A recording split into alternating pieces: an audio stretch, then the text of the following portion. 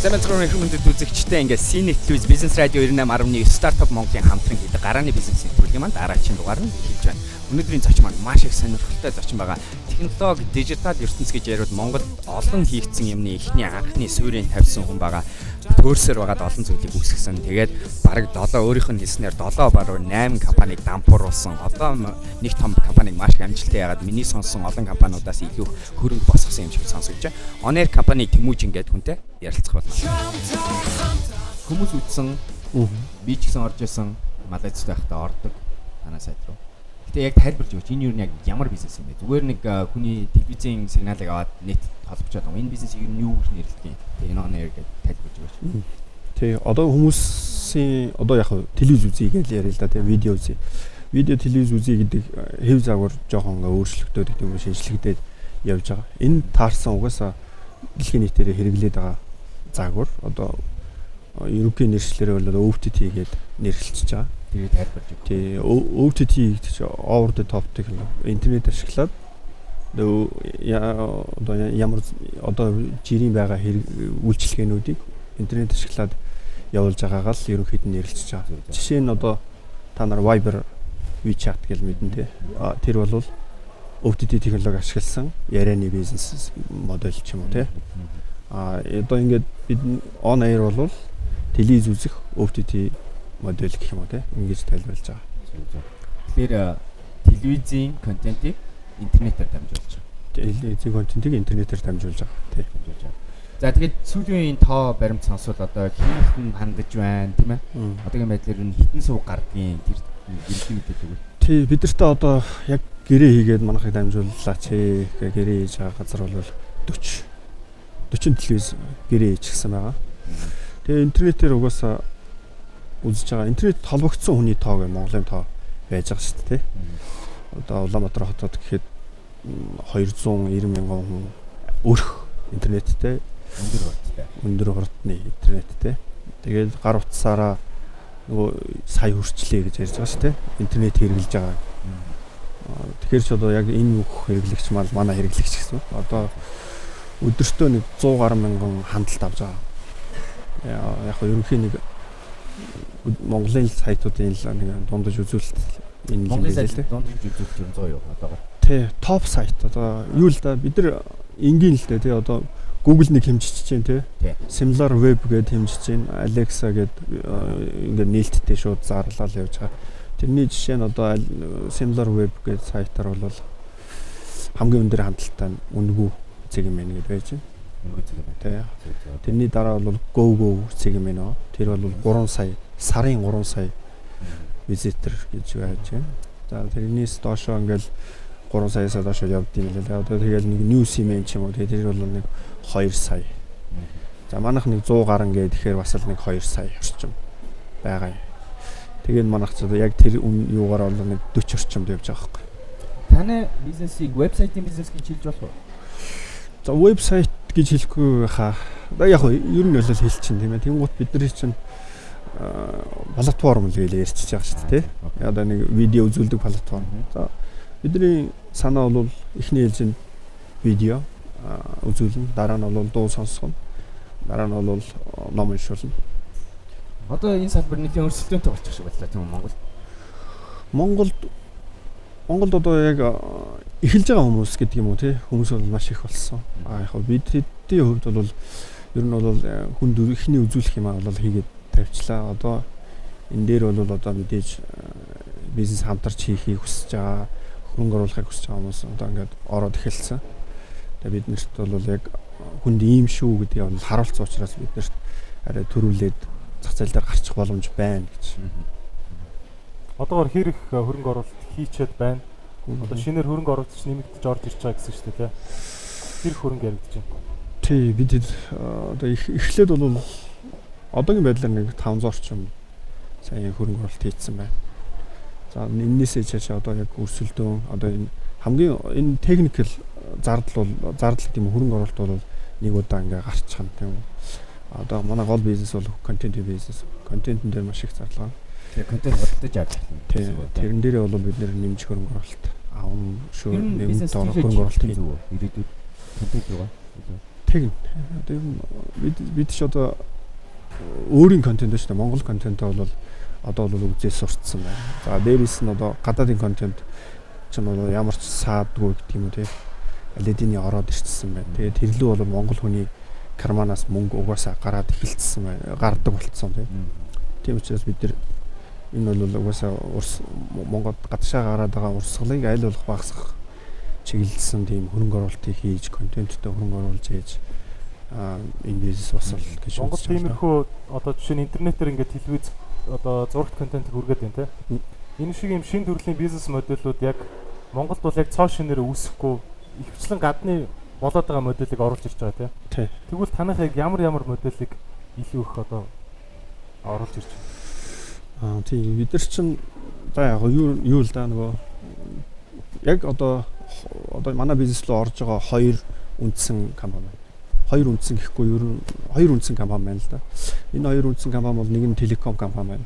Нэг нь бол шууд телевиз ч юм уу медиа компани байна.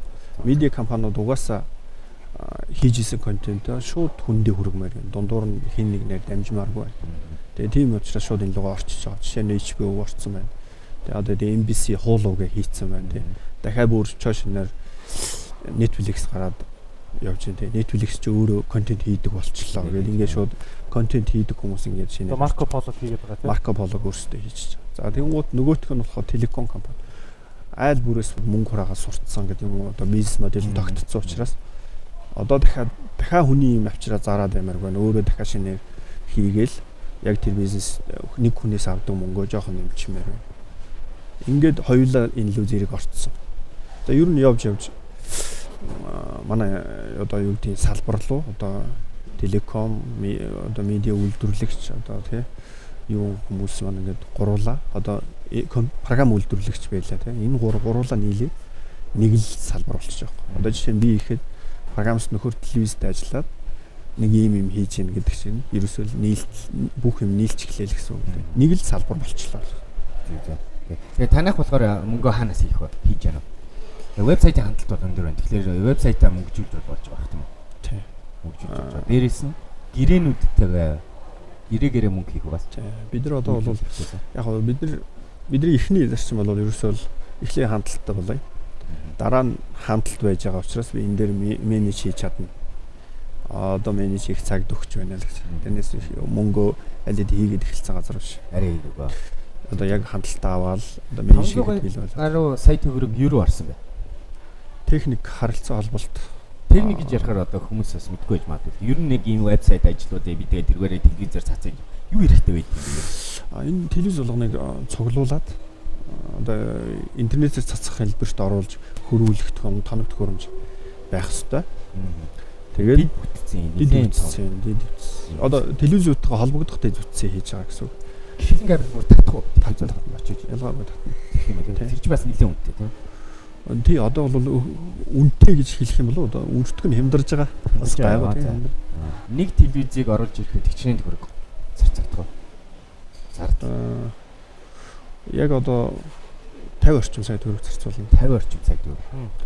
Тэрээс олон хүний орж чадах бизнес бол яах биш юм байна.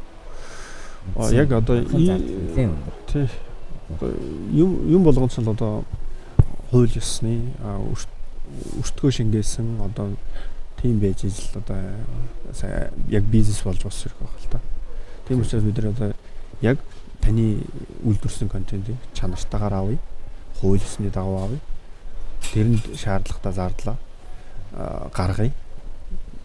Тэгжиж энэ бизнес орж байгаа хгүй. Тэгэхээр 50 сая төгрөг орж байгаа. Ийм шин төрлийн бизнесүүд ялангуяа гарахын тулд хэрэглэгчдэд маш тодорхой том асуудал байх хэрэгтэй болоод байгаа шүү дээ. Тэрийг нь та нар шийдэл болгож гаргаж байгаа тийм. Хэрэглэгчдэд одоо яг тэр шинээр үүсэж байгаа хэрэгцээ нь яг юу юм? За бид мэгдээ одоо яг миний хувийн зүгээс үзэх юм бол юу л да. Энэ хэрэгцээ бол яг хэрэглэгч нарт шинээр орчлоо. Энийг мэдрээд хийчихье гэдэг тийм өнцгөөсөө биш. Миний хийж явсан ажил хөгжиж явсараад ийшээ хэрэгчлээ гэдэг үүднээсээ л хийж одоо ийшээ орж байгаа байхгүй. Би одоо телевизэд ажиллаж байлаа.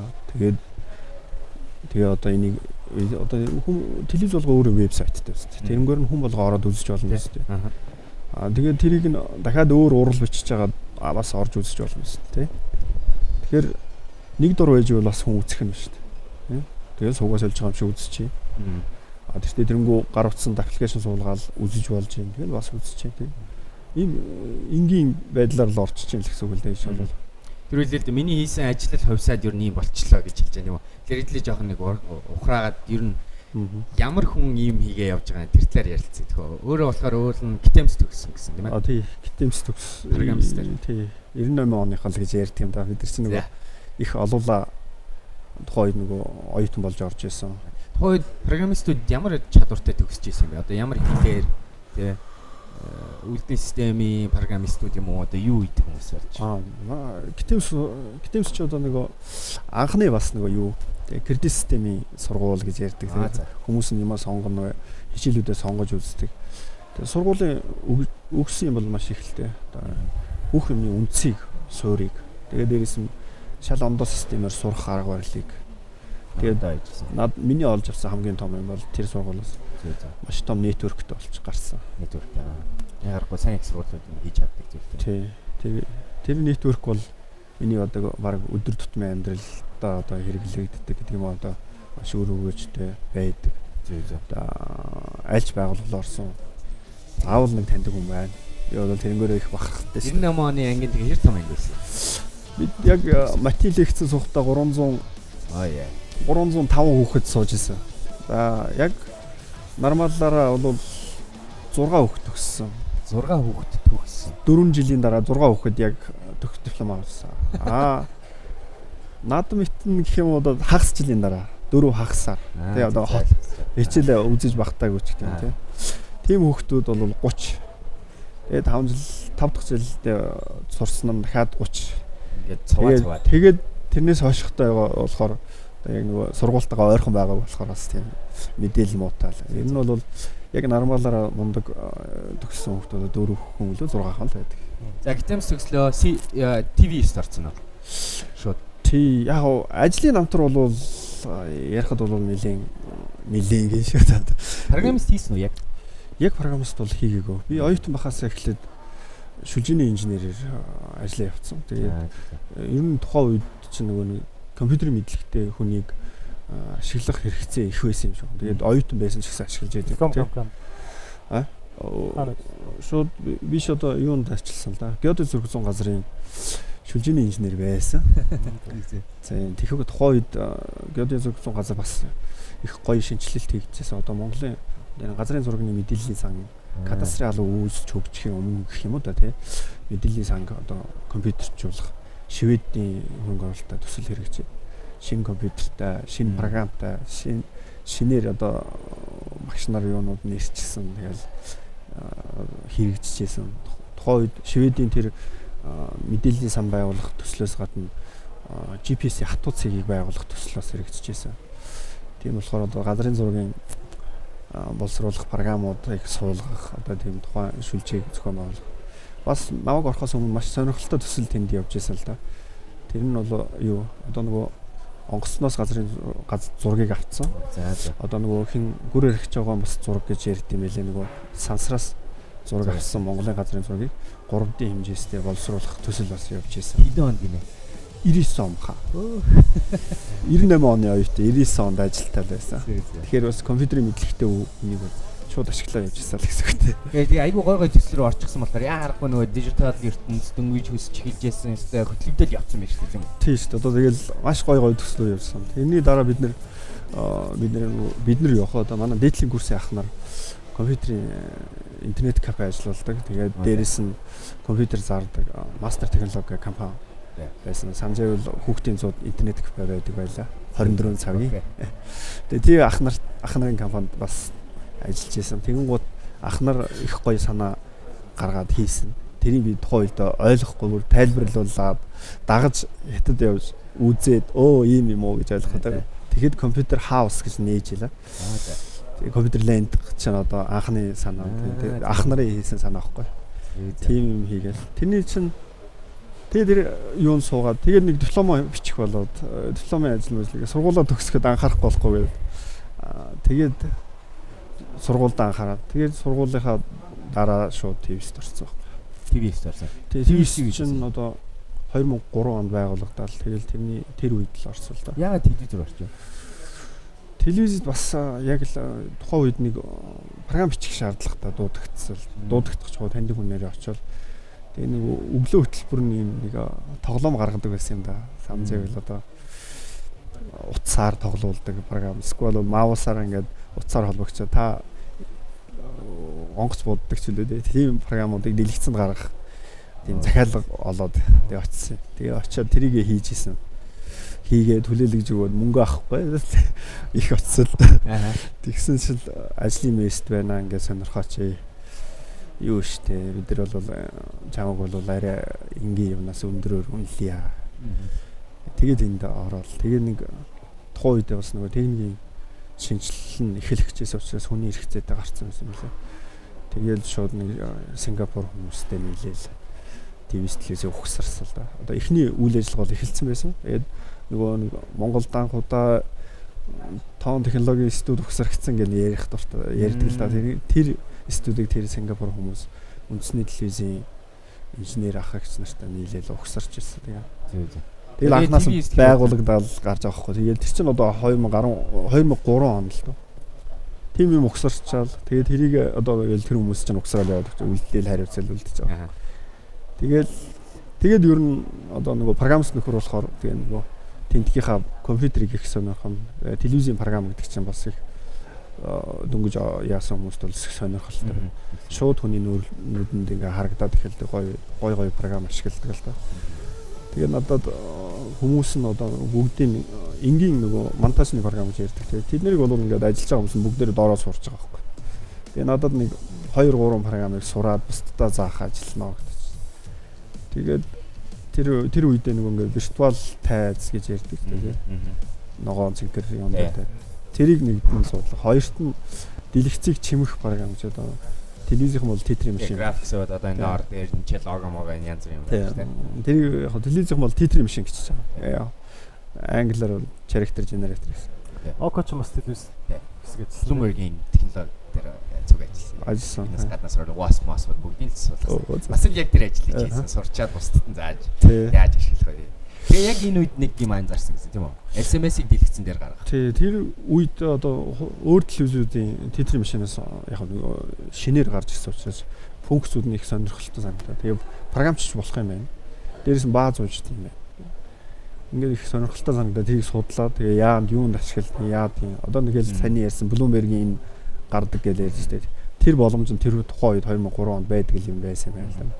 Тэгээ гот тэрийг судлаад гадаадад яаж ашиглаж яах вэ сонирхож байгаа. Энэ чинь гар утасны текстийг гаргад юм байна. Хүлээж аваа гаргаж юм байна. Тэгэн гут нь тэгээд Mobicom дээр очиод асуусан л да. Одоо яаж ингээ холбох вэ? Манай програмын функц юм байна. Гэсэн чинь наача юу яа чи 0-т дугаартай хүн байна. Наадхаа компьютертай залгаад тэгээд тэрлүү чи ирсэн мессежийг гаргадгаар холбочихгүй юу? Гүг одоо эн чинь гадаад болохоор ингээ бизнес юм байна шүү дээ. Мөнгө олох гэж байна. Тэгвэл чи дараа 7 хоногт манай шинэ бизнесийн албатай уулзаарай. Тэгээ шинэ бизнесийн албат нь уулзаад тэгээ шинэ бизнесийн албан нь сайн судалсан бас хүн программист гаргаж өгсөн маш их ажил болсон л да. Тэгээ тэрэн дээр ингээд текст гаргадаг болсон байхгүй. Тэгээ тэр энэ бол айгүй том бизнес болж хувирсан. Тэгээд нэг тэрний дараа бол ингээд тэр хүмүүсийн хөдөлмөр байхгүй ерөөсөө телевизтэй яаж холбох вэ гэдэг ийм хөдөлмөр. Тэгээ шүүнд шинэ бизнес тухайн компанид Mobicom компанид гараад. Тэгээ яг тэрийг нь би Skytel компанитай ярьж үзээд ингээд оруулаад. Тухайн үед 3 оронтой дугаар гаргаж өгчээлээ. 501 Skytel нь нэг сарын дараа билүү 2 сарын дараа орсон нэг 611 билүү тийм дугаар гаргав. Тэгээ ингээд ижлэхэн болох бол тэр хойд бол байхгүй шүү дээ. Тэгээд тэр бол ингээд гардаг бэлэн болчихж байгаа. Тэгээ хүн болгон санал болгох боломжтой болол ингээд нэг жилийн дараа бол баг бүх телевиз гаргадаг болсон хийж болсон. Тэгжээтэл операторууд нэмэгдсэн тий. Одоо Unitel гарсан, G-Mobile гарсан. Тэгэл одоо тэр телевизийн уран бүтээлч залуучууд бас энэ дээр бол бас хөгжүүлэхэд бол ажиллаж байгаа байхгүй. Одоо Сума Tower явуулж ийлаа. дахиад технологийн боломж чинь энэ байна. Одоо энэгээр юу хийж болох вэ? Юу хийж болох вэ? Тэнгууд л уран бүтээлч хүмүүс чинь толгой ажилладаг тийм. Ер нь бол энэ өөрийн чинь хувийн бизнесийн одоо гарааны бизнесийн анхны орлого гэж ялж болно тий. Яг хоо энэ чинь дахиад миний нөгөө network сайжирч байгаа юм л да. Одоо ийшээ инх юм байна. Одоо тэр Mobicom энэ тэр мондөг програмстыг би ашиглаж болох юм байна. Тийм үү таньдаг болдог ч юм. Тэгэн гут тийм тэргээл ер нь бол дараа нь бид нар ч бас гар утастай холбоотой бизнес хийж үзэх сонирхол гэдэг юм уу тий. Боломж гараад бас ангийнхаа залуучуудаа гитэмс байна. Тэгээ мөсийн програмын ангийнхантайгаа нийлээд Mobile DJ гэх компани хийгээд Mobile DJ. Тийм Mobile DJ тийм. Тэгээ тэрнгээрээ бид нөгөө WAP i гэж яддаг шүү дээ. Ringtone. Тэгээ нөгөө WAP зураг, тэгээ нөгөө утасны бэм. Тухайн үед бол тухайн үед бол анхных шүү дээ. Тэр чинь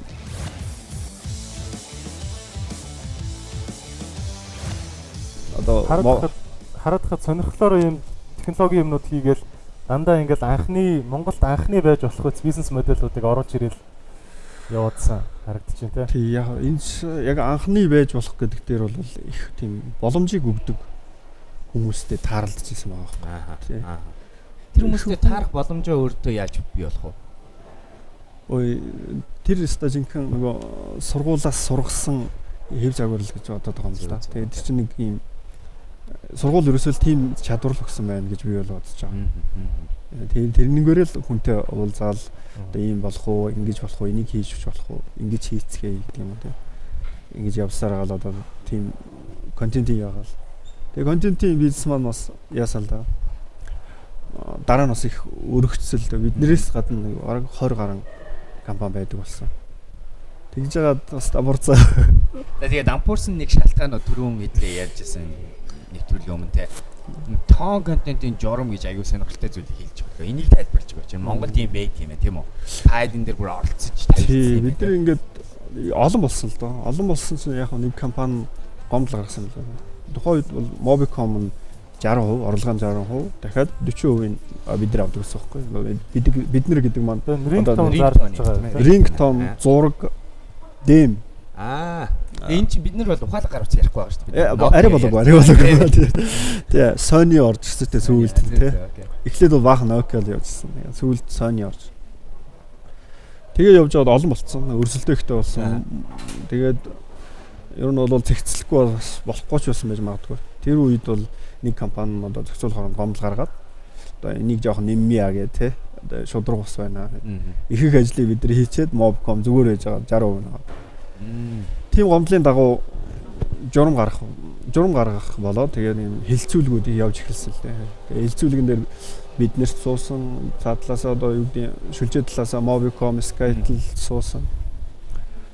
Тэгээд журам гараад одоо шүлжээ компани, network aggregator, developer, owner, creator гэдэг юм ингээд зохиогч эрхийн эзэмшигч хийсэн хүн дамжуулагч одоо агрегатортай ингээд ялгаад журам гарсан. Одоо энэ журам бол одоо хүртэл хүчин төгөлдөр гэдэг юм уу тий хэрэгжиж байгаа. Контентийг хүн бүтээчлээ тий. Энэ хэрэглэгчийн гар дээр очтлоо 4 өөр төрлийн бизнесээр дамжих ёстой болгоо задлж гин гэсэн үг үү тий. Ер нь бол тийм л. Ер нь энэс өөр модулны тоглож байгаа дүрмийг нь заагаад өгч. Дүрмийг заагаад өгсөн тий. Чи бол owner юм уу aggregator болохоор чи ийм юм хийж болно. Ашигын тэдвэрийг авч болно. Оюуны өвчгийн тэрийг яах хэрэгтэй юм гэсэн. Тэр бол бас гадны бэлэн загвар. Дээрээс нь одоо тэр олон компани одоо уучраа олохгүй байгаа дэр бас журмалж цэгсэлж өгсөн тийм юм гарсан. Тэгжээд л одоо хэдэн онд гарсан журам байна. Тэр чи одоо 9 оноос яригдсан мөлөө тийм журам байна. 8 он хаа. Тэгээд тэрний дараа юу гараад одоо яг ингээд зэгцрээд ирлээ гэж ятл Монгол контент гэдэг компани гарч ирсэн. Mobicom охин компани. Тэгээд тэр компанид бол агрегатор эрэхтэй. Тэгээд бид нар ч бас ингээд зэгцэнд орох гэсээр байтал нэг жил өнгөрсөн юм аа. Тэгтэл бол яг орлогын хуваарлалт дахиад дээрэс нь нөгөө контент эзэмшигчтэй хийсэн гэрээ маань бүгд нэг талтаа гарах буюу одоо энэ Монгол контенттойгоо нийлээд мөн бас бид нар ч бас Univision гарч ирэнгуутаа очиод бас гэрээ хийгээ явж исэн л да. Тэрний дараа одоо ингээд журам гарсны дараа бол тэгэл U Media тийм компани болсон. U Planet ч U Media хаад тийм компани гарсан. Тэгээ одоо бол нөгөө хэдин компани байхгүй. Тэгээд тэр нөгөө гарааны бизнесийн дээр ярьдаг зах зээлд анхдагч байх нь айгүй том давуу талаа гэж ярьдаг. Гэхдээ бас нөгөө талдаа хэрвээ анхдагч байгаад тэгээ хурдан хөдөлж чадахгүй бол ялангуяа нөөц баялгаас шалтгаалаад тийм ээ. Том тоглогч нар өөрсдөө экосистемээ базаад аваа ичсэн шүү тийм үү. Тий, ер нь одоо миний санаж байгаагаар бол одоо ингээл дижитал контент гэж ярьчлаа тий. За ямар ч сан журам байна. Журмын дагуу бүхэн ажиллаа хийлээ. За одоо охин компани байна уу байхгүй юу гэдэг бас журамд байгаагүй л бахал да. Гэхдээ ийм одоо журам гарчлаа. Тухайн тоглох арга зам гэдэг дүрм тодорхой болчлоо. Тэгвэл яг тэр журмандаа тааруулаад гэдэг юм бол журмаа бүрэн одоо ашиглаж гэдэг юм тийм хэмжээнд ажиллаж чадахгүй бол тэгэл одоо цаг алдах ч юм уу цаг алдна гэдэг чинь мөнгөний явсаар гал тэгэл тамбурах юм. Одоо тэр 30-аад компани одоо оператор компани тэр одоо контентыг түгэж байгаа сүлжээ компани шүү дээ тий. Мөн контентыг гаргаж байгаа уран бүтээлч хоёрын дунд байсан тэр 30-аад компани бол одоо байхгүй юм байна тий. Одоо бол байхгүй тий. Одоо тэгтээ нөө оператор компани дороо нэг охин контентыг бааздаг компанитай болж байна гэсэн үг. Одоо ер нь бол тийм болцсон гэсэн үг. Танах одоо хаана вэ тэгвэл? Одоо тэр бол байхгүй болсон. Тэр компани маань дампуурцсан.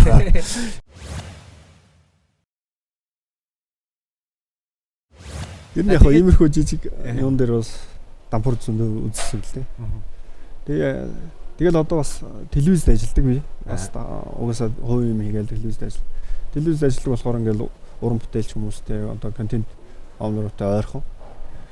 Тэгэл ер нь бас ингээл энээсээ салсангүй л дээ. Тэгэл одоо дахиад нэг юм ихлүүлээд явж байгаа гэсэн үг л дээ. Тэгэд нэвтрүүлгийн цаг явж байгаа. Тэгэхээр одоо маш богинохноо онээр тэгээ яг хийцээ эхэлсэн. Энд чинь хуучин бизнес байсан гэсэн тийм их сонирхолтой бас яг энэ бизнес яв. Тий 2005 онд бас байсан гэсэн үг байна. Тий.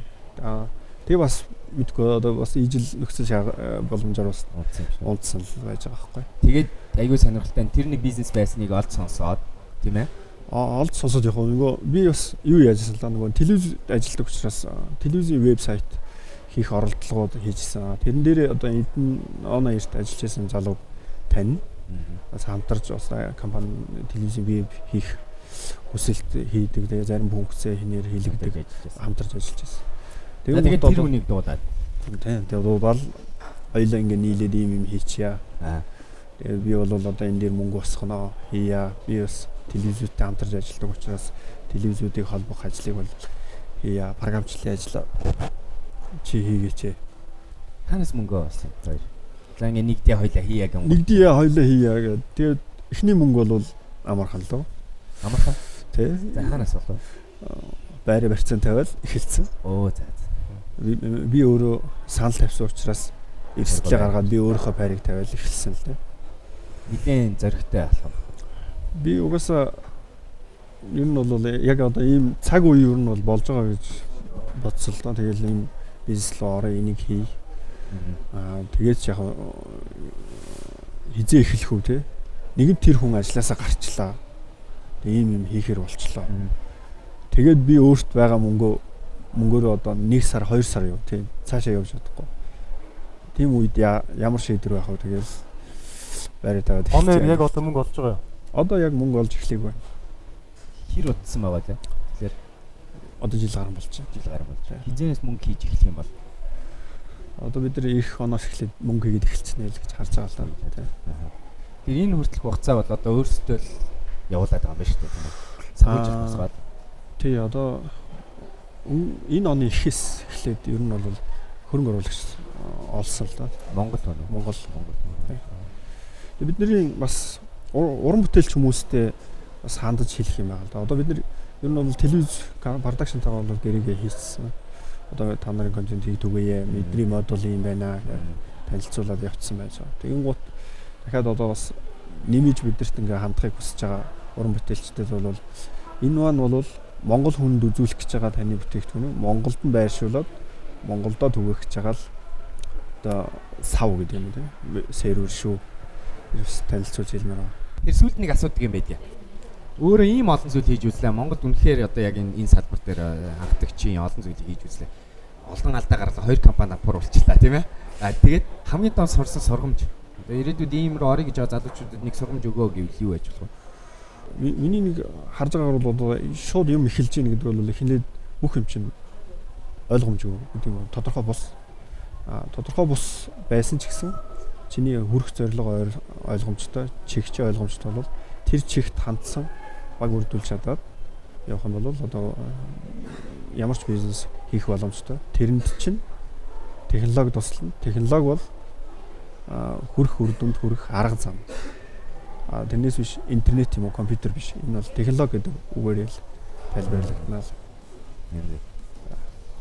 Окей. За баярлалаа.